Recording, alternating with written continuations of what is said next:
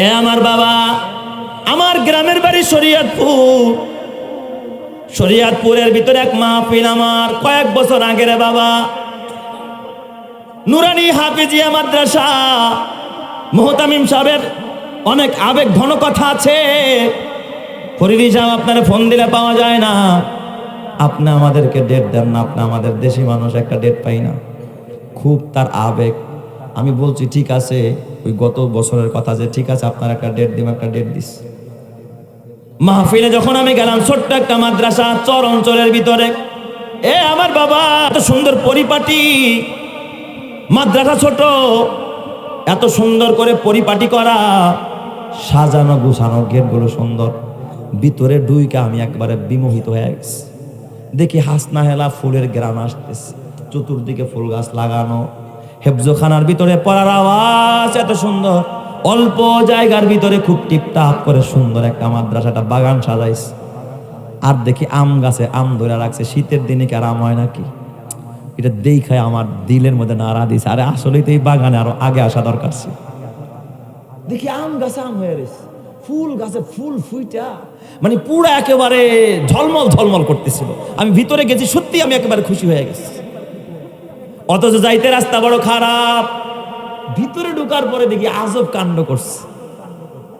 কিন্তু যখন আমি মুহতামিম সাহেবের রুমে বসলাম, বসার পর মুহতামিম সাহেব দেখি হেফজোখানার পাশেই, হেফজোখানার আরেক পাশে মসজিদ, আরেক ওই হেফজোখানার সাথেই একটা দপ্তর করছে, মেহমানখানা, একটা বাথরুম দিয়া সুন্দরভাবে পরিপাটিভাবে করছে। ওটার ভিতরে বসলাম, ওখানে বসে দেখি জানালা খোলা, হেফজোখানার ছাত্ররা পড়তেছে। সামনেই দেখি বাবা একটা কবর দেখা যায়, একটা কবর। এই কবরের চতুর্দিকে এত সুন্দর গাঁদা ফল, অন্যান্য ফুল ফুটা রয়েছে, ফুলের ঘ্রাণ, মাঝে মাঝে মৃদু মৃদু বাতাস আছে, ঘ্রাণগুলো আসে। তো আমি এক পর্যায়ে মুহতামিম সাহেবকে জিজ্ঞাসা করলাম, ও মুহতামিম সাহেব, ওই কবরটা কার? কারণ দেখায় আমার দিলের মধ্যে লাগছে যে পাশে হেফজোখানায় কোরআনের তেলাওয়াত হয়, আর এর থেকে মাত্র 1-2 হাত পাশে একটা কবর, এই পাশে মসজিদ, যেখানে আজান দিলে, ইকামত দিলে, তেলাওয়াত করলে এই তেলাওয়াতের আওয়াজগুলো কবরবাসী কবরে বসে শুনতে পায়, যেরকম সুবহানাল্লাহ। আমি এক পর্যায়ে মুহতামিমকে জিজ্ঞাসা করলাম, মুহতামিম সাহেব, এই কবরটা কার? এই কথা বলতে দেরি মুহতামিম সাহেব অল্প বয়সের একজন মানুষ, কিন্তু তরুণ মানুষ, ভিতরে প্রতিভা আছে, হাফেজ, মাওলানা, মুফতি, সব এলেমে শিখছে। উনি দেখি কথাটা বলার সাথে সাথে দেখি এতক্ষণ বেচারায় খুব ফুরফুরা মেজাজের ছিল। কথাটা বলতেই দেখি কেমন যেন ওনার দিলটা ভেঙে গেল, উনি যেন নতজানু হয়ে ওখানে বসে পড়লেন। আমাকে ডাক দিয়া বলেন, হুজুর, এটাই তো আমার আব্বা জানের কবর, আমার বাবা জান রহমাতুল্লাহ আলাইহি এই কবরে ঘুমায়। আমি বললাম, এই জায়গাটা কার? এটা কার দেওয়া জায়গা? হুজুর, আমার বাবার সম্পদ বলতে এতটুকু জায়গা আছে, এর বাহিরে কসম আল্লাহর 1 কাঠা জায়গা আমার অন্যত্র কোথাও নাই, এটুই আমার জায়গা, যেটুর মধ্যে আমি মাদ্রাসা করছি, আর এই জায়গায় আমার বাবা ঘুমায়। আমি বুঝতে পারলাম অবশ্যই তারা গরিব মানুষ। আমি জিজ্ঞেস করলাম, আপনার বাবা কি কোনো আলেম ছিলেন কিনা? উনি এবার চোখের পানি ফেলা দেখে টিসুদার চোখ মুছে আর আমার ডাক দিয়ে, হুজুর, আপনারা কি বলবো, এই দুঃখের কথা আমি কারো কাছে বলতে পারি না। আমার বাবা ছিলেন একজন কুলি, আমাদের পাশে একটা বাজার, নদীর ঘাটে, ওই বাজারের নৌকা থেকে বোঝা বহন করে করে আমার বাবা বাজারের মালগুলো নামাই। এক একটা বস্তার পিছনে আমার বাবারে ওই সময় 5 টাকা, 2 টাকা, 3 টাকা, 10 টাকা এইভাবে দিত, ওইটা দিয়ে আমার বাবা সংসার চালাইত। আমি তার একমাত্র ছেলে, আমার 2টা বোন। হুজুর, তবে দুঃখের কথা, মানুষ বাবার সাথে মন খুলা কথা কয়, আমার বাবা একজন বাক প্রতিবন্ধী মানুষ, আমার বাবা ছিলেন একজন বোবা মানুষ, কথা বলতে পারতেন। হুজুর, আমার বাবা জীবনটা জনম জনম কাম করতে করতে কাটিস। আমার বাবা সুখ কি জিনিস জীবনে দেখে নাই, তবে আমার বাবা জীবনে নামাজ কাজা করে নাই। এলাকার এমন কেউ বলতে পারবে না আমার বাবা জীবনে এক ওয়াক্ত নামাজ কাজা করছে। আমার বাবা হারাম কামাই করতেন না, হালাল কামাই করতেন। আমার বাবা বোবা, আমার বাবার আল্লাহ তাআলা জবান দেয় নাই। আমার বাবা কোনোদিন কথা বলতে পারতেন না। আমরা কোনোদিন বাবার দুঃখের কথাটাও শেয়ার করতে পারি নাই। কিন্তু আমার বাবা আল্লাহ ভক্ত ছিল, আমার বাবা মসজিদ ভক্ত ছিল, আমার বাবা আল্লাহ প্রেমিক ছিল। রাতের বেলায় গভীর রাত্রে আমরা যখন ছোট, আমরা যখন মাদ্রাসায় দিছে, আমি যখন বাসায় যাইতাম দেখতাম আমার বাবা হাউ কাউ করে যেন কি বলতেছে আর কাঁদতেছে। বোবা মানুষ, জবান নাই, ভাষা নাই, কি বলতেছে তোমরা বুঝি। আমার বাবারে বারবার কাঁদতে দেখেছি। আমার বাবা তাহাজ্জুদ মিস করে নাই। আমার বাবা এত কষ্ট কইরা মাথার ঘাম পায়ে পড়ায়া আমার বাবা আমারে মাদ্রাসায় দিছে। হুজুর জীবন আমার বাবা ভালো একটা খাবারও খাইতে পারে নাই, আমার মা ভালো একটা কাপড়ও পরতে পারে নাই। আমার মাও ইন্তেকাল করেছে, পাশের কবরটা আমার মায়ের। আমার মা বাবা এই জায়গার মধ্যে ঘুমায়। হুজুর আমার বাবা একজন বাক প্রতিবন্ধী মানুষ। আমার বাবার ইন্তেকালের পর আমি চিন্তা করলাম আমার বাবার বড় কষ্টে উপার্জিত টাকা এই জায়গার ভিতরে আমি কোনো টিভির ব্যবস্থা করব না, গানের ব্যবস্থা করব না। ঘর বাড়ি করলে ভিন্ন কিছু হতে পারে। এই পুরা জায়গাটা আমি বাউন্ডারি দিয়া এই জায়গার মধ্যেই মাদ্রাসার মসজিদ করেছি হুজুর। এটাই আমার জীবনের সম্বল। পাশে আমি একটা জায়গা ভাড়া নিয়ে ওই জায়গায় আমি আমার বিবি নিয়ে ওখানে রাতের বেলায় থাকি। কিন্তু আমার সম্বল এতটুকু। আমি বললাম ভাই রে, তোর কপাল ভালো, নসিব ভালো, তোর মা বাবার কপাল ভালো, নসিব ভালো। কারণ তোর মা বাবার ঘরের মধ্যে কোনো টিভির আওয়াজ হয় না, গানের আওয়াজ হয় না, গুনাহ হয় না, কোরআনের তেলাওয়াত হয়, জান্নাতের বাগান হয়। এই জন্যই বাবার জীবন বড় ধন্য। যেই বাবা একটা জান্নাতের বাগান বানায় কবরে যায়, ওই মায়ের জীবন বড় ধন্য। যেই মা একটা জান্নাতের বাগান বানায় কবরে যায়। ও আমার পর্দারের মা, ও প্রবাসী ভাইয়েরা, ও এলাকার শ্রমিক ভাইয়েরা, বাড়িওয়ালারা, ভাড়াটিয়া ভাইয়েরা, কবরে যাবি সন্দেহ নাই। তোর বাবাই গেল খালি হাত, মাও গেল খালি হাত, তুইও যাবি খালি হাত। কি নিয়া কবরে রওনা করলি রে ভাই? মরার আগে অন্তত একটা জান্নাতের বাগান কায়েম করে কবরে যা। কুমিল লাইলা ইল্লা কালিলা নিসফাহু আও ইনকুস মিনহু কালিলা। বন্ধু আমার, অর্ধেক রাত দাঁড়ানো তো বা কিছু কম, কিন্তু দাঁড়াইতে হবে, দাঁড়ানো মিস করা যাবে না। আউজিদ আলাইহি ওয়ারাতিলিল কুরআনা তারতিলা। ও বন্ধু, তবে রাতের বেলায় যে দাঁড়ায় নামাজ পড়বেন, আপনি যে কোরআন পড়বেন, কোরআনটা তারতিলের সাথে পড়বেন। কিসের সাথে? জোরে কোন? তারতিলের সাথে। আমাদের দেশে দেখবেন তারাবির নামাজে যত তাড়াতাড়ি পড়ে ওই হাফেজের সুনাম বেশি। আমাকে ইমাম সাহেব যা চালু, উরি বাপ রে বাপ, এক শ্বাসে সূরায় ফাতিহা পড়ে ফেলায়। আছে না নাই? বুলেট কয় বুলেট। আমার এক ছাত্র শরীয়তপুরে এক মসজিদে ইমাম হিসাবে দিছে। তো দেওয়ার পরে ওই উনি আমার খুব ভক্ত আর কি, মসজিদের সভাপতি। কয় হুজুর খুব ভালো, মাশাআল্লাহ। কিছুদিন পরে ওই মসজিদের আরেকজন মুরব্বী অভিযোগ করছে যে এই ইমাম চলবো না, এই ইমাম হলো ঢিলা, আর একটু চালু ইমাম দরকার। তো আমার কাছে একটু অবাক লাগছে। তো আমি ওই এলাকায় এক প্রোগ্রামে গেলাম, তো রাত্রে ওখানে ছিলাম। ফজরের নামাজটা আমি চিন্তা করলাম, দেখি ঢিলামিটা কোথায়, নামাজটা পড়ি। এত সুন্দর তেলাওয়াত, দিল জুড়িয়ে যায়, শান্ত হয়ে যায় আত্মা। এত সুন্দর তেলাওয়াত, লম্বা তেলাওয়াত করে। তো ওই যে মুরব্বী অভিযোগ করছে বোড়ায়, সে আমার পাশেই নামাজ পড়তেছিল। তো আমি যখন এক সেজদা দিয়া উঠছি, ইমাম সাহেব উঠছে, আরেক সেজদায় যাব, মাঝখানে একটা দোয়া আছে না, আল্লাহুম্মা গফিরলি ওয়ারহামনি ওয়ারযুকনি ওয়াআফিনি। এই দোয়া পড়েননি আপনারা? পড়েন। তো ইমাম সাহেব একটু সোজা হয়ে বসছে, দুই সেজদার মাঝখানে সোজা হয়ে বসাটা কি বলেন তো? ওয়াজিব। তো আমিও সোজা হয়ে বসছি। আবার ওই মুরব্বী আবার আমার একটু সম্পর্কে একটু দূরবর্তী, একটু দাদা লাগে আর কি। তো আমি তো পাশেই, আমার দিকে সবাই ইমামের পিছনে যায় নামাজটা দিয়েছে, ওই দাদা আর কি ডাইন পাশ। তো আমি তো বসছি, ইমাম সাহেব সবাই বসা, কিন্তু দাদাই দেই সেজদা আরেকটা মাইরা লাইছে আর কি। উনি আরেক সেজদায় চলে গেছে। এখন ইমাম সাহেব কি বসা, উনি সেজদা দিয়ে লাইছে আর আমি তো বুঝছি অভিযোগটা কোন জায়গায়। নামাজ শেষ, ধরছি দাদারে, দাদা কান্না করছো কি তুমি? কি তাকায়া নামাজ পড়ো না, চোখ বন্ধ করে নামাজ পড়ো। কয় দাদা কি করবো, ঠেলা ধরে রাখতারি না। ওই যে অভ্যাস হয়ে গেছে, ঠোকর মারার একটা অভ্যাস, বাস উইটা সোজা হয়ে বসার আগে আরেকটা মেরে লায় আর কি, এরকমের কিছু আছে না নাই? জোরে করেন, এটা নামাজ না নামাজের সাথে ধোঁকাবাজি? এই জোরে করেন, এটা নামাজ না নামাজের সাথে বাটপারি? নামাজের সাথে বাটপারি এটা। তাই তো কিছু নামাজিরাও জাহান্নামে যাবে। ফাওয়াইলুল লিল মুসাল্লিন আল্লাযীনা হুম আন সালাতিহিম সাহুন। যারা নামাজ নিয়ে এই সমস্ত অবহেলা করে, অলসতা করে, নামাজ নিয়ে যারা তামাশা করে, এদের জন্য জান্নাত নয়, এদের জন্য কি? জাহান্নাম। আল্লাহ নবীদের সতর্ক করলেন, ঠিক আছে রাত্রে দাঁড়াবেন, কিন্তু ওয়ারাত্তিল কুরআনা তারতিলা, তারতিলের সাথে কোরআন পড়বেন। ওয়ারাত্তিল কুরআনা তারতিলা, হে নবী খবরদার খবরদার, কোরআন কিন্তু তারতিলের সাথে পড়তে হবে। এই সূরা নাজিল হওয়ার পর আল্লাহর নবী রাতের বেলায় একদিনও ঘুমায় না, একদিনও ঘুমায় না। আল্লাহ রাতের বেলায় জাগতে কইছে, কুমিল লাইলা ইল্লা কলিলা, কিছু সময় সারা রাত আপনি ইবাদতে কাটান। আল্লাহর নবী ঘুমায় না, আবু বকর ঘুমায় না, ওমর ঘুমায় না, ওসমান ঘুমায় না, সারা রাত শুধু নবী তাহাজ্জুদের নামাজ পড়ে, সারা রাত দাঁড়ায় দাঁড়ায় কিয়ামুল লাইল করে। সুবহানাল্লাহ, জোরে কোন সবাই। নবীজির পাও মোবারক ফুলে গেছে, এত ফুলছে যে এখন আর দাঁড়াইতে কষ্ট হইতে, সাহাবায়ে কেরামেরও পাও ফুলে যায়। তখন আল্লাহ তাআলা সূরা তাহা নাযিল করে দিলেন, ইয়া তাহা, ও আমার বন্ধু তাহা, মা আনজালনা আলাইকাল কুরআনা লিতাশকা, এই যে পাও ফুলানোর জন্য কিন্তু আমি কোরআন নাজিল করি নাই। দেখছেন নি অর্থটা কি?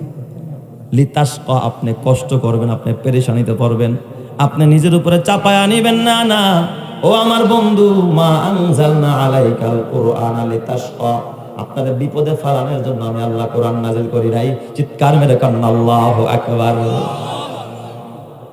এটা গেল একটা ব্যাখ্যা। আরেকটা ব্যাখ্যা আছে যে নবীজি যখন এই সূরা মুজাম্মিল নাজিল হওয়ার পরে লাগাতার কোরআন পড়তেছিলেন আর কিয়ামুল লাইল করতেছিলেন, আবু বকরও করে, ওমরও করে, ওসমানও করে, সব সাহাবীরা পড়তেছে। এটা কাফেররা দেখা কয়, না রে, এই মুহাম্মদের ইসলাম গ্রহণ করা যাবে না, এই ইসলাম গ্রহণ করলে রাত্রে ঘুমান যাইব না। এই কথা বলছেন নি? মুহাম্মদের ইসলাম গ্রহণ করলে রাতের বেলায় ঘুমানো যাবে না। দেখো না, আবু বকর ইসলাম গ্রহণ করছে, রাতের বেলা ঘুমাইতে পারে না। ওসমান ইসলাম, তখন ওমর ইসলাম গ্রহণ করে নাই, ওসমান গ্রহণ করেছে, ঘুমাইতে পারে না। আলী ইসলাম গ্রহণ করেছে, আলী ঘুমায় না।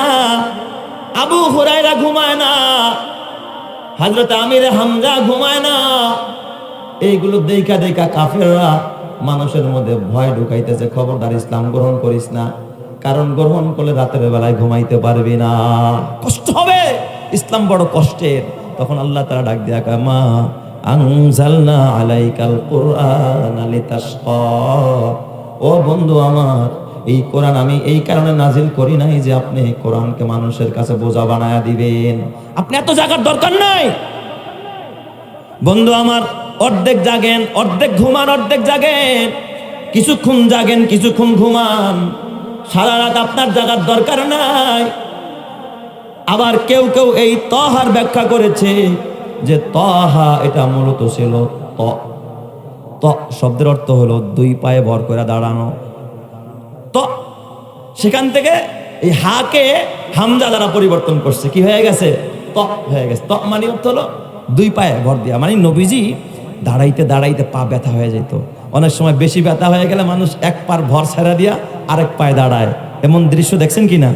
অনেক সময় দাঁড়ায় দাঁড়ায় আপনারা খেলা দেখতেছেন, অনেক সময় হয়েছে না?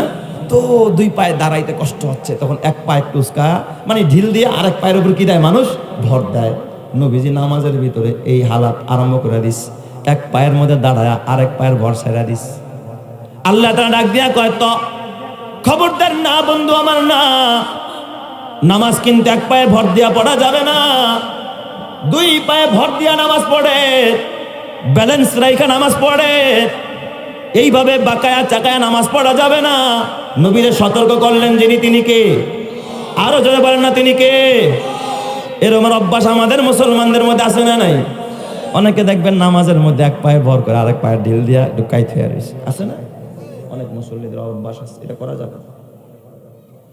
4 নম্বর আরেকটা ব্যাখ্যা তহার, আমার আল্লাহ নবীকে সাবধান করলেন। নবীজি বড় পেরেশান, সারাদিন কাফেরদেরকে দাওয়াত দেয়, ও কাজ বাজারে যায়। আল্লাহর নবী মদিনায় বিভিন্ন জায়গায় গিয়া মক্কার বিভিন্ন অলিতে গলিতে গিয়া কাফেরদেরকে দাওয়াত দেয়, পাহাড়ের গুহায় গিয়া দাওয়াত দেয়, বাজারে গিয়া দাওয়াত দেয়। সারাদিন দাওয়াত দিতেই আছে আর পেরেশানি করতেছে। আল্লাহ এত দাওয়াত দেই কিন্তু কেউ তো কালিমা পড়ে না। নবীজি একেবারে পেরেশান হয়ে গেছে। আল্লাহ তাআলা তখন কোরআনের একটা আয়াত নাজিল করছে, ফালাআল্লাকা বাকিউন আলা নাফসিকা ফালাআল্লাকা বাকিউন আলা আথারিহিম ইন লাম ইউমিনু বিহাযাল হাদিসি আসাফা। নবী গো, আপনি কি এদের পিছনে ঘুরা ঘুরা জীবনটারে ধ্বংস করে দিবেন? আমি কি কোরআন আপনারে দিছি জীবনটারে ধ্বংস করার জন্য? আপনার দায়িত্ব হলো আমা আলাইনা ইল্লাল বালাগ। আপনি দাওয়াত দেওয়ার কাম দাওয়াত দিবেন, ও কালিমা পড়লো কি পড়লো না এ নিয়ে তো আপনার পেরেশানি করার দরকার। সুবহানাল্লাহ, জোরে কোন সবাই। এই জন্য এখনো যারা তাবলিগ করেন আপনাদেরকেও বলি, দাওয়াত দিতেছেন ইমাম সাহেব ভাই, এত দাওয়াত দিয়ে এত ওয়াজ করি, কই মুসল্লির সংখ্যা তো বাড়ে না। আমি বলি ইমাম সাহেব, আপনার দায়িত্ব হলো আমা আলাইনা ইল্লাল বালাগ, শুধু পৌঁছায়া দেওয়া। মানা না মানা ওর ব্যাপার আর আল্লাহর ব্যাপার। আপনি চাইলে হেদায়েত দিতে পারবেন না, হেদায়েতের মালিককে। আরো জোরে বলতে হবে, হেদায়েতের মালিককে। আল্লাহ তাআলা জানায় দেয়, বন্ধু জীবনটার এত কষ্ট দিয়েন না। তহা, এই তহা মানে নবীর নাম নিয়ে ডাকতেছে। মা আনজালনা আলাইকাল কুরআন লিতাশকা। খবরদার, আপনারে কষ্ট দেওয়ার জন্য, আপনারে পেরেশানি দেওয়ার জন্য, মুসিবত দেওয়ার জন্য কোরআন নাজিল করি নাই। সুবহানাল্লাহ, জোরে কোন সবাই। এই কোরআন আল্লাহ তাআলা বিশ্ববাসীর জন্য বোঝা বানায়া পাঠায় নাই, বরং বিশ্ববাসীর জন্য রহমত এবং হেদায়েত বানায়া পাঠাইছে। বিশ্ববাসীর জন্য পথ প্রদর্শনকারী হিসাবে কোরআনকে আল্লাহ বানাইছে, ফুরকান বানায়া পাঠাইছে। কোরআন হলো আমাদের জন্য রহমত। কথা ঠিক না ব্যাঠিক? জোরে কর। এই রহমত যার ঘরে যাবে তার ঘরকে উজালা করে দিবে। সুবহানাল্লাহ বলতে ইচ্ছে হয় না? এই যে আজকে 5টা মেয়ে কোরআনের হাফেজ, যার মা বাবারা পাগড়ি নিল, যার ভাইরা পাগড়ি নিল, 5 জন কোরআনের হাফেজা, কত বড় দামি আপনারা জানেন না। সবার সন্তান হাফেজা হতে পারে না, সবার সন্তান হাফেজ হতে পারে না। যার কপাল ভালো, যার নসিব ভালো, তার সন্তান এই কোরআনের আলেম আর হাফেজ হয়। ঠিক না ব্যাটি? জোরে কান। সবার কপালে এটা আল্লাহ জোটে না। এমপি মন্ত্রীর ছেলেরা, কোনোদিন সচিবের ছেলেরা কোরআনের হাফেজ হয় না, কারণ ওর কপাল তো বাবা কেমন আপনারাই ভালো জানেন। একজন হাফেজ কোরআনের কপাল কত ভালো, তার মা বাবার কপাল কত ভালো। যার সন্তান হাফেজ হয়, যার সন্তান আলেম হয়, যার সন্তান ওলি হয়, কিয়ামতের ময়দানে ওই মা বাবার মাথায় আল্লাহ তাআলা নূরের তাজ পড়ায়া, নূরের মেম্বারে বসায়া জান্নাতি বানায়া দেয়। চিৎকার মেরে কন্না আল্লাহু আকবার। মা গো তোমার একটি ছেলে মাদ্রাসাতে দিও, মা গো তোমার একটি মেয়ে মাদ্রাসাতে দিও, এই পৃথিবীর বুকে তুমি জান্নাত কিনে নিও। এই পৃথিবীর বুকে মা গো মা জান্নাত কিনে নিও। মা গো তোমার একটি ছেলে মাদ্রাসাতে দিও, মা গো তোমার একটি মেয়ে মাদ্রাসাতে দিও, এই পৃথিবীর বুকে তুমি জান্নাত কিনে নিও। এই পৃথিবীর বুকে মা গো মা জান্নাত কিনে নিও। একটি হরফ পড়লে মাগো 10টি নেকি হয়, মাতা পিতার আমল নামায় অর্ধেক জমা রয়। ঠিক না ব্যাঠিক? জোরে কান।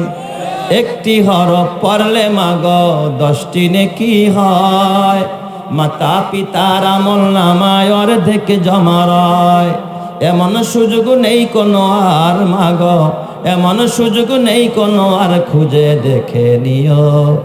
এই পৃথিবীর বুকে তুমি জান্নাত কিনে নিও। মা গো তোমার একটি ছেলে মাদ্রাসাতে দিও, মা গো তোমার একটি মেয়ে মাদ্রাসাতে দিও, এই পৃথিবীর বুকে তুমি জান্নাত কিনে নিও। এই পৃথিবীর বুকে মা গো মা জান্নাত কিনে নিও। তোমার জানাজাতে ইমাম হবে তোমার ছেলে, মনের কথা প্রভুর কাছে বলবে হৃদয় খুলে। সেই সুযোগটা তোমার বেলায় মাগো, সেই সুযোগটা তোমার বেলায় হতে তুমি দিও। এই পৃথিবীর বুকে তুমি জান্নাত কিনে নিও। মাগো তোমার একটি ছেলে মাদ্রাসাতে দিও, মাগো তোমার একটি মেয়ে মাদ্রাসাতে দিও। এই পৃথিবীর বুকে তুমি জান্নাত কিনে নিও। জোরে জোরে কান আমিন। তাহলে সন্তান মাদ্রাসায় দিলে জান্নাত দিবেন কে? তবে বাটপারি করলে হবে না মা। দেখো না মারিয়ামের মা কেমন মা ছিলেন। হযরতে হান্না আল্লাহর কাছে দোয়া করে, রব্বি ইন্নী নাযারতু লাকা মা ফি বাতনি মুহাররারান ফাতাকাব্বাল মিন্নি ইন্নাকা আনতাস সামিউল বাসীর। হযরতে মারিয়ামের মা হান্না পেটে যখন বাচ্চা আসছে, আল্লাহকে ডাক দিয়া কয়, আল্লাহ ও আরশের মালিক, পেটের বাচ্চাটা আমি তোমার রাস্তায় দেওয়ার মান্নত করলাম, আমি তোমার রাস্তায় দিয়া দিব, তোমার ঘরের খাদেম বানায় দিব। সুবহানাল্লাহ জোরে কোন সবাই। ওই বাবার জীবন ধন্য যেই বাবার সন্তান আল্লাহর রাস্তায় থাকে। ওই মায়ের জীবন ধন্য যেই মায়ের সন্তান আল্লাহর ঘরের খেদমত করে। কথা ঠিক না ব্যাঠিক জোরে কোন। আর ওই বাবার কপাল পুড়ছে যেই বাবা ভণ্ডদের দরবারে মাজারে পড়ে থাকে। ঠিক না ব্যাঠিক? কিছু এমন ভণ্ডদের মাজার আমাদের সমাজ আছে না নাই? বন্ধুদের দরবারে গরু ছাগল নিয়ে পড়ে থাকে, ছাগলের গোষ্ঠী। নামাজের খবর নাই, রোজার খবর নাই, হজের খবর নাই, যাকাতের খবর নাই, হালাল হারামের খবর নাই, পাক না পাকের খবর নাই। এরা ভণ্ড আর প্রতারক আর ইসলামের দুশ্মন। কথা ঠিক না ব্যাঠিক জোরে কা? এই রকমের প্রতারক আমাদের সমাজ আছে না নাই? এক ভণ্ড পীর এক জায়গায় গেছে মুরিদ বানানোর জন্য। মুরিদদেরকে বিভিন্ন রকমের চক্রের মধ্যে ফালায়া তাদের পকেট খালি করে। একদিন এক মুরিদ ছিল, এটাও বড় চালাক, যেমন পীর তেমন তার মুরিদ। কয়, পীর সাহেব হুজুর, আমি তাকে আজব স্বপ্ন দেখলাম। কয়, কি স্বপ্ন দেখছস? কয়, আমি স্বপ্ন দেখি যে আপনার আঙ্গুল দিয়া দুধ বের হইতেছে, দুধ। পীরের আঙ্গুল দিয়া কি বের হয়? দুধ বের হয়। কয়, আর কি দেখছস? কয়, আর আমি দেখি আমার দুইটা আঙ্গুল দিয়া পসরাব বের হইতেছে, পসরাব। কয়, তুই তো বেটা পসা, তোর আঙ্গুল দিয়েই তো, তুই তো বাটপার, তোর আঙ্গুল দিয়ে তো পসরাবে বের হইবার, আমি পীর না, আমার আঙ্গুল দিয়ে তো দুধই বের হইব। কয়, পীর সাহেব এখানেই শেষ না, আরো দেখছি। কয়, কি দেখছিস? কয়, আমি দেখতেছি আমি আপনার যে আঙ্গুল দিয়া দুধ বের হয় ওই আঙ্গুল চুষা চুষা আমি খাইতেছি, আর আপনি পীর সাহেব আমার আঙ্গুল দিশা চুষা দেখি আপনি আমার আঙ্গুল চুষা চুষা খাইতেছেন। নাফরমান, এত বড় পচা কথা, আমি কেন তার আঙ্গুল চুইসা খাবো? তো ভণ্ড পীররা দেখবেন মুরিদরে চুইসা খায়, আর পকেট চুইসা খায়, টাকা খায়, হারাম খায়, কিন্তু নামাজের ধারে কাছে নাই। কথা ঠিক না ব্যাঠিক জোরে কা? আছে না নাই? আবার এরা আসর মিলায় কাদেরকে দিয়া? মহিলা দিয়া। মহিলা ছাড়া এদের আসর জানে না। চললে দরবারি ভাই, হজ করিতে মোরা মাঝ ভান্ডারে যাই। আছে না নাই? শোনো রে দরবারি ভাই, হজ করিতে মোরা মাঝ ভান্ডারে যাই। ভান্ডারির দরবারে গেলে আল্লাহ রসুল দেখতে পাই। চলো রে দরবারি ভাই, হজ করিতে মোরা মাঝ ভান্ডারে যাই। জোরে জোরে কর নাউজুবিল্লাহ। এটা বলেন তো আসল কথা কইছে না গাঁজাখড়ি কথা কইছে? বলা দরকার ছিল কি জানেন?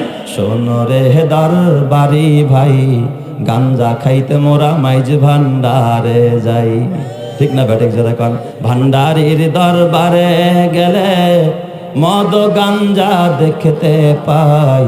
চলো রে দরবারি ভাই, গাঞ্জা খাইতে মোরা মাইজ ভান্ডারে যাই। কথা ঠিক না ব্যাঠিক জোরে কোন? এই জন্য আমার বাবা, না না, ও আমার পর্দারের মা, মাগো, কোন বাবার দরবারে গিয়া কামেল হইতে পারবা না মা। পীরের দরবারে গিয়া কোন মহিলা দামি হয় না। তোর বড় পীর তোর স্বামী। আল্লাহ নবী হাদিসে বলেন, লাউ কুনতু আমুরু আহাদান আইয়াসজুদাতুল মারআতান তাসজুদা লিজাওজিহা। আল্লাহ নবী বলেন, আমি যদি দুনিয়ার কোন মানুষকে সেজদার পারমিশন দিতাম, তাহলে দুনিয়ার নারীদেরকে বলতাম তোরা তোর স্বামীর পায়ে সেজদা দে, কারণ একজন স্বামী হলো বিবির কাছে সবচাইতে বড় পীর। কথা ঠিক না ব্যাঠিক জোরে কন? আমার যেই মা, আমার যেই বোন স্বামীরে রাজি করতে পারবে, স্বামীরে রাজি কইরা কোনো মা যদি মারা যায়, স্বামীরে খুশি কইরা কোনো বোন যদি মারা যায়, ওই মা কবরে যাইতে দেরি হবে, আমার আল্লাহ তার কবরকে জান্নাতের বিছানা বিছাইতে দেরি করবে না। চিৎকার মেরে কান্না আল্লাহু আকবার। আমার সোনার মা বোনেরা শোনো দিয়া মন, নারী হয়ে জন্ম তোমার পর্দা প্রয়োজন। পর্দা হলো দিনের বিধান মেনে চলো তাই, পর্দা ছাড়া চললে নারীর কোনো মূল্য নাই। মেয়েরা যে মায়ের জাতি কত যে সম্মান, পর্দা ছাড়া আজ নারী হচ্ছে অপমান। পত্রিকারই পাতা খুললে প্রায় দেখা যায়, এসিড নিক্ষেপ, নারী ধর্ষণ, এসব খবর রয়। পর্দা করে চললে নারী পাবে সবার শ্রদ্ধা, শয়তানেরই পোশাক ছেড়ে করো দিনের পর্দা। আল্লাহ তুমি বুঝার তৌফিক দাও, জোরে কান আমিন। আরো জোরে বলেন না আমিন। এই জন্য আমার মা, ও মা, এই রূপ দ্বারা যৌবন এক সময় জং ধরে যাবে। মা, মা গো, রূপের সৌন্দর্য পরপুরুষের দেখায় না মা। হযরতে রাবিয়া বসরি রহমাতুল্লাহ আলাই গভীর রাত্রে উঠা রাবিয়া বসরি সাজতেন। দিনের বেলা সাজুগুজু করতেন না, রাত্রে বেলা ওইটা সাজতেন। গভীর রাত তাহাজ্জুদের টাইমে মা রাবিয়া তখন গোসল করতেন সুন্দর কইরা, সুন্দর করে। যতটুকু ছিল তার কিচ্ছু ছিল না, সে একজন দাসী, তার মাও দাসী, তার বাবাও একজন দাস, গোলাম। গোলামের ঘরে গোলাম, দাসের ঘরের দাস। এক তো চেহারা বড় কালো, দেখতে দেখা যায় না ভালো, রূপ নাই, সৌন্দর্য নাই, টাকা নাই, পয়সা নাই, কোনো কোয়ালিটি নাই, চেহারার সৌন্দর্য নাই।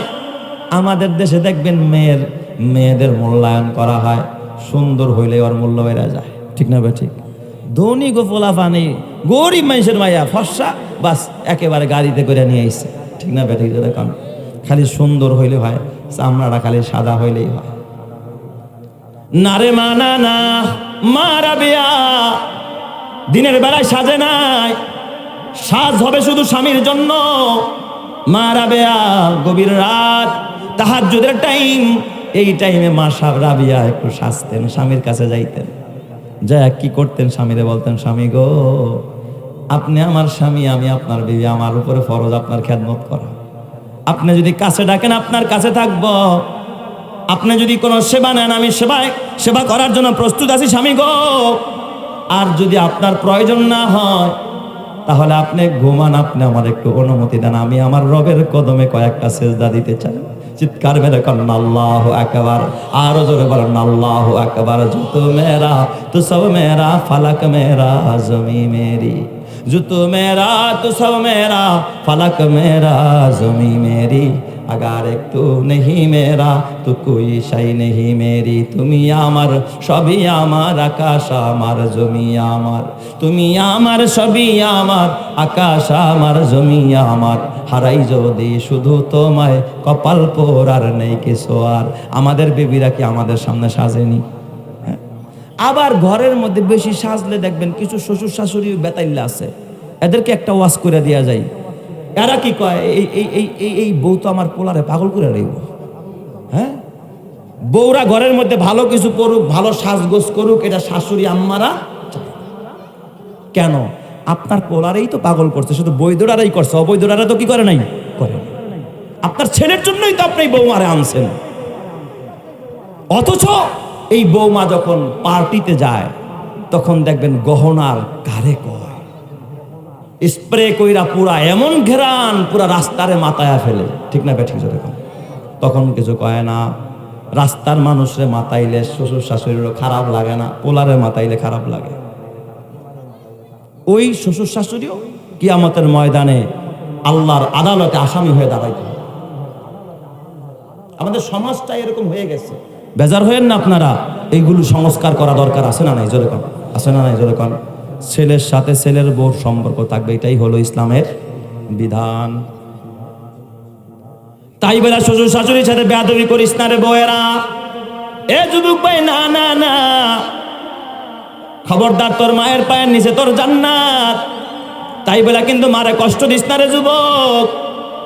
মা রাবেয়া গভীর রাত্রে সাজতেন, শ্বাসটা স্বামীরে দেখাইতেন, পর পুরুষে দেখাইতেন না।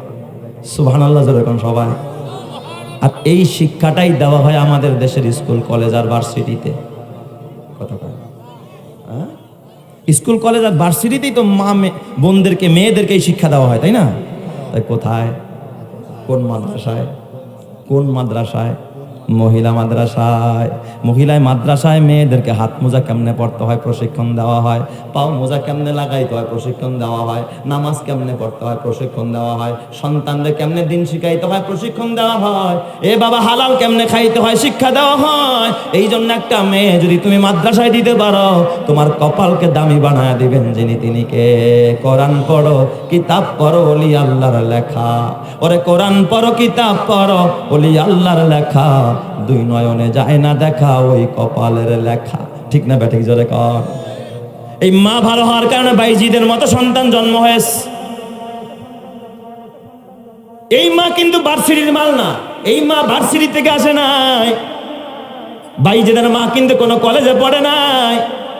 হযরতে বাইজিদ বুস্তামের মা ইউনিভার্সিটির কোনো শিক্ষার্থী ছিলেন না, পার্কে পার্কে ঘুরেন নাই। বাইজিদের মা বড় আমলি মানুষ, আল্লাহর বড় পছন্দিদা মানুষ।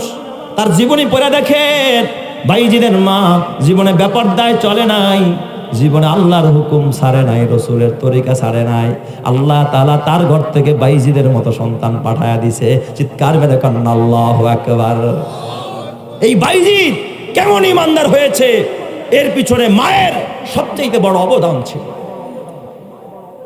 হযরতে বাইজিদ বুস্তামি কত বড় ফেরাসাত আলা একজন মানুষ, বড় একজন আলেম ছিলেন হযরতে বাইজিদ। নবী আমার বলেন, ইত্তাকু ফিরাসাতাল মুমিন ফাইন্নাহু ইয়ানজুরু বিনুরিল্লাহ। মুমিনের ফেরাসাত থেকে বেঁচে থাকো, কারণ মুমিন কিন্তু নিজের চোখ দিয়া দেখে না, আল্লাহ তাআলার মারিফাতের নূর দিয়া তারা দেখতে পায়। চিৎকার মেরে কোন সুবহানাল্লাহ। ইমানদার একজন ফেরাসাতওয়ালা মুমিন, তাদেরকে কাশফ দান করেছে আল্লাহ। জোরে কোন আল্লাহু আকবার। তো বাইজিদ বুস্তামি একদিন রাস্তা দিয়া যায়। আপনাদের কষ্ট হইতেছে বুঝছি না, শেষ করবো নাকি? আছেন তো আমার সাথে ইনশাল্লাহ? আচ্ছা, কারা কারা নাই একটু হাত উঠান তো। মাশাআল্লাহ, ওই খালি একজন নাই আর কি, ও বুঝে নাই, নতুন আর কি, তাই না? আচ্ছা মাশাআল্লাহ। আমি ময়মনসিংহ গফরগাঁও এক মাহফিলে গেছি, রাত 1:30টায় বয়ানে দিছে। এখন দেখি শ্রোতারা বগের মতো খালি এরকম জ্বলতেছে আর কি, মাথা ঝুলায় ঘুমে ধরছে আর কি। তো আমি চিন্তা করলাম, এই ঘুমন্ত শ্রোতা নিয়ে কেমনে ওয়াজ করবো। জিজ্ঞাসা করলাম, এই জাহান নামে যাইবেন কেডা? পিছন তুন দেখি এক কাকায় লুঙ্গি ধরছে এক হাত দিয়ে, আরেক হাত উস্কে একা। আমি তিনজনে টেনে মিয়া বসেন, কাকা কই যাবেন? হুজুর জেনে বাড়া হেনই যাবো। মনে করছে হুজুর কি আর জাহান নামে বাড়াইব? তো বয়ান তো শোনার সময় একটু হুশ হাওয়াস রাখার দরকার আছে না নাই? জোরে কান, এই আছে না নাই? আল্লাহ তুমি বুঝার তৌফিক দাও। জোরে কান আমিন। আরো জোরে বলেন আমিন। তো বাইজিদ বুস্তামি ফেরাসাতওয়ালা একজন আলেম ছিলেন, রোগ ছিল, গায়রাত ছিল, আমাদের মতো টাকায় বিক্রি হতো না। হযরতে বাইজিদ বুস্তামি রহমাতুল্লাহ আলাইহি, উনি একদিন রাস্তা দিয়ে যায়। বাইজিদ বুস্তামি কেমন একজন আলেম, তার মা ছিল বড় আমলি মানুষ। হযরতে বাইজিদ রাস্তা দিয়ে যায়, খ্রিস্টানদের একটা বড় গির্জা, গির্জার ভিতরে খ্রিস্টানদের একজন আর দুইজন নয় 400 আলেমরা বৈশা বৈশা বয়ান করতেছে আর বয়ান শুনতেছে। কয়শো আলেম? 400। খ্রিস্টান পাদ্রীরা, খ্রিস্টানদের বড় বড় আলেমরা, যাদেরকে হাওয়ারি বলা হয়, বড় বড় আলেম। হযরতে বাইজিদ কয়, দেখি এখানে কি হয়, আমি একটু শুনি। সুবহানাল্লাহ জোরে কোন সবাই। হযরতে বাইজিদ বুস্তামি যখন পিছন থেকে মজলিসের মধ্যে ঢুকছে, বক্তা যিনি ছিলেন তার জবান বন্ধ হয়ে গেছে। চিৎকার মেরে কোন আল্লাহু আকবার। একজন মুমিন উম্মতে মুহাম্মাদের একজন সূর্য সন্তান ঢুকছে, বাস ওই পাদ্রীর জবান কি হয়ে গেছে? বন্ধ হয়ে গেছে, কথা কইতে পারে না, জবান আটকায় গেছে। কিরে কথা বলতে পারি না কেন? পাদ্রী ডাক দিয়া বলে, এই শ্রোতারা, এখানে মনে হয় উম্মতে মুহাম্মাদি ঢুকছে, না হয়তো আমার জবান বন্ধ হইতো না। কারণ আমি জানি আমাদের জবান কারো সামনে বন্ধ হয় না, কিন্তু উম্মতে মুহাম্মাদের সামনে আমরা জবান খুলতে পারি না। চিৎকার মেরে কান্না আল্লাহু আকবার। আদম কে লিয়ে ফকর ये আলী নসবি হে মক্কি মাদানী হাশমি ও মুত্তালিবি হে পাকিজা তারশ আরশ সামা জান্নাতে ফেরদৌস आराम गाहे खाके रसूल अरबी है आयजा एरे बैते नबवी याद रहे ये बेकायदाया जम्बे से लगबे आदबी है आहिस्ता कदम नीचे निगाह पुश्ते सदा हो आहिस्ता कदम नीचे निगाह पुश्ते सदा हो खाबिदा इहारू है रसूल अरबी है बुझ जाए तेरे सीटू से आए अबर करम आग जो आग मेरे सीनों में मुद्दत से लगी है आए बहर करम सदका हुसैन इब्ने अली का प्यासा हो मुझे शरबते दीदार पिला दो चित्कार मेरे कन्ना अल्लाहु अकबर খ্রিস্টান আলেম জবান বন্ধ হয়ে গেছে কে গো এই মজলিসের ভিতর উম্মতে মুহাম্মাদি আসনি মুমিন কোনদিন মিথ্যা কথা বলতে পারে না বাইজিদ বুস্তামি রহমাতুল্লাহ আলাইহি হাত উঠায় দিলেন লাব্বাইক আমি আস কই দাঁড়াও বাইজিদের চেহারার দিকে তাকায়া হাক্কা বাক্কা খায়া গেছে সব 400 পাদ্রীরা এত সুন্দর চেহারা থেকে নূর চমকায় সুবহানাল্লাহ জোরে কোন সবাই যাদের সিনায় আছে কোরআন যাদের সিনায় কোরআনের নূর তাদের চেহারার মধ্যে আল্লাহ তাআলা কোরআনের নূর চমকায়া দেয় এই জন্যই তো আনোয়ার শাহ কাশ্মীরি রহমাতুল্লাহ আলাইহি দারুল উলুম দেওবন্দের একজন সূর্য সন্তান উনি গেছে সাহারানপুর থেকে দেওবন্দ মাদ্রাসায় আসবে কাউন্টারে টিকিট কাউন্টারে ট্রেন স্টেশনে গিয়া কয় ও কাউন্টারের মাস্টার একটা টিকিট দেন আর ওই টিকিট কাউন্টারে যে মাস্টার ছিল সে বদমেজাজি মালাউন একজন হিন্দু এরা খুব বদমেজাজি হয় চাইলে এমনিতে দেখেন টিকিটের কি পাওয়া যায় না ট্রেনের টিকিট পাওয়া যায় না 10 টাকাটা 20 টাকা 20 টাকাটা 100 টাকা না হলে টিকিটই পাওয়া যায় না এখানে খুব কালোবাজারি হয় আর সেখানে বুজুর্গ যায় টিকিট কাটতে গেছে জানে এটা বড় বদমেজাজি গ্লাস দিয়ে দেখা যায় না শুধুমাত্র আনোয়ার শাহ কাশ্মীরি রহমাতুল্লাহ আলাইহি হাতের মধ্যে টিকিটের মূল্য নিয়ে সাহারানপুর থেকে দেওবন্দ মাদ্রাসা আসবে দেওবন্দ স্টেশনে আসবে হাতের মধ্যে টাকাটা নিয়ে শুধুমাত্র ওই যে গ্লাসের যে একটা ফাঁকা থাকে ফাঁকা দিয়ে হাতটা ঢুকায়া দিয়ে কয় আমার একটা টিকিট দেন আমি সাহারানপুর থেকে দেওবন্দে যাব জোরে কম সুবহানাল্লাহ শুধু হাতটা দেখছে কি দেখছে হাতটা দেখছে মালাউন হিন্দুর বাচ্চা কাউন্টারের ভিতরে কথা কয় না দাঁড়ায় গেছে দাঁড়া আপনি একটু দাঁড়ান টিকিট দিচ্ছি একটু দাঁড়ান কাউন্টার থেকে বের হয়ে আস দরজা খুলে বের হইয়া আনোয়ার শাহ কাশ্মীরি রহমাতুল্লাহ আলাইহি চেহারার দিকে তাকায়া দুইটা চোখের পানি ফালায়া দেয় আর ফালায়া দিয়া ডাক দিয়া বলে এত সুন্দর নুরানি চেহারার মানুষ আমি জীবনে কোনোদিন দেখি নাই আপনার টিকিট নিতে হবে না আপনার টিকিট কেটে দিব এই মানুষ কোনোদিন খারাপ হতে পারে না এর সঙ্গ যদি দেওয়া যায় আমার জীবন ধন্য হয়ে যাবে আমি হাতটা বাড়ায়া দিলাম টিকিট আপনারা না দিয়ে আপনি আমার টিকিট দেন আমারে কালিমাটা পড়ায়া মুসলমান বানায়া দেন চিৎকার মেরে কন্না আল্লাহু আকবার ঈমানের পথে অবিচল থেকে আমার মরণ যেন হয় ঈমানের পথে অবিচল থেকে আমার মরণ যেন হয় তোমারই কাছে মিনতি আমার তোমারই কাছে মিনতি আমার মহামহিম দয়াময় ঈমানের পথে অবিচল থেকে আমার মরণ যেন হয় ঈমানের পথে অবিচল থেকে আমার মরণ যেন হয় প্রতিদিন মিথ্যের মুখোমুখি হয় বেদিন ফাসেকেরা করে হইচয় আজাজিল এসে গোমরাহি সুর গানে করে তুলে মোহময় ঈমানের পথে অবিচল থেকে আমার মরণ যেন হয় তোমারই কাছে মিনতি আমার তোমারই কাছে মিনতি আমার, মহামহিম দয়াময়, ইমানের পথে অবিচল থেকে আমার মরণ যেন হয়। ইমানের পথে অবিচল থেকে আমার মরণ যেন হয়। জোরে জোরে কান আমিন, আর জোরে কান আমিন। চোর দেখলে চিনা যায় এটা চোর, বাটপার দেখলে চিনা যায়। এই যে খতিব সাহেব বসা, আপনাদের ফুলবাড়িয়া মসজিদের খতিব সাহেব, দেখেন তো এই চেহারা যদি একেবারে ফর্সাও না হয়, কিন্তু চেহারার ভিতরে নূর চমকায়া দিছে কে? আরো জোরে নূর চমকায়া দিছে কে? ইমাম সাহেবদের চেহারার দিকে তাকায় দেখেন, আলেমের চেহারার দিকে তাকায় নূর চমকায়। এই জন্য আমার নবী কয় ইত্তাকু ফিরাসাতাল মুমিন ফাইন্নাহু ইয়ানজুরু বিনুরিল্লাহ। এরা আল্লাহর নূর দিয়া দেখতে পায়। আল্লাহু আকবার, জোরে কান আল্লাহু আকবার। এদের সিনায় কোরআনের নূর। কোরআন তো হলো আলো। এই নূরের আলোটা যিনি জ্বালাইছেন তিনি কে? আরো জোরে কান, নূরের আলো জ্বালাইছেন কে? এটা ফুদিয়া নিবাইতে পারবা না। আমেরিকা নিবাইতে চাইছে, নিবাইতে পারে নাই। নমরুদ চাইছে, পারে নাই। ফেরাউন চাইছে, পারে নাই। হামান চাইছে, পারে নাই। সাদ্দাত চাইছে, পারে নাই। আবু জেহেল চাইছে, পারে নাই। আবু লাহাব চাইছে, পারে নাই। এই যুগের যদি কোন নষ্ট আর ভ্রষ্ট কোন নাস্তিক আর মুরতাদেরা যদি কোরআনের নূরকে নিবাইতে চায়, তারাই নিবে যাবে, নিবাইতে পারবে না। কথা ঠিক না? ঠিক জোরে কান।